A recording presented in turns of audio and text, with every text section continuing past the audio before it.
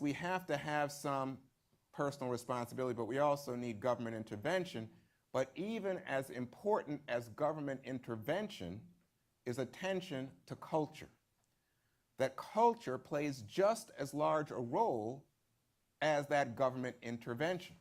Now, what I know is that from listening to conservatives, likes of social conservatives in particular, Rick Santorum to Mitt Romney, they feel free to say personal responsibility and culture, especially in minority communities at the moment, play a role in perpetuating poor outcomes, the outcomes that we have seen illustrated in this study, beginning with lack of preparation for school to not succeeding in school and the like.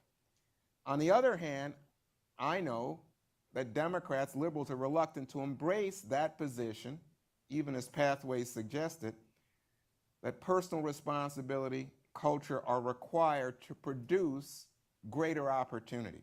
Talk of culture and personal responsibility leads some on the left to conclude that structural or systemic issues are being ignored and replaced with condescending, self-righteous blather, if you will, that amounts to blaming the victim. Blaming the victim. And you can't do that without then being in a position of being potentially accused of racism. Now, let me just say, as someone who grew up in poverty, I have no disdain for the poor.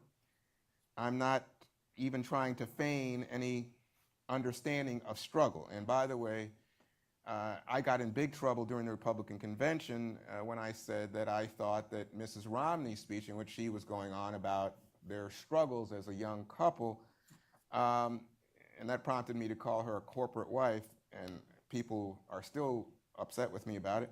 But to me, and I think this is what is evidence from this report, you know, two college-educated young white people, both coming from wealthy families, even if they're starting out in a small apartment, that is not the struggle that we're talking about here. And we're not talking about that, you know, joblessness and trailing in from childhood on in terms of these benchmarks. So that's not the kind of struggle that we're dealing with here this morning. But from the left, there's a fear of airing dirty laundry, if you will, giving ammunition to the right, or allowing and encouraging indifference to the poor by buying into the idea that the poor have the power to help themselves. And again, this amounts to people who fear that you are blaming the victim if you put that pressure on the poor.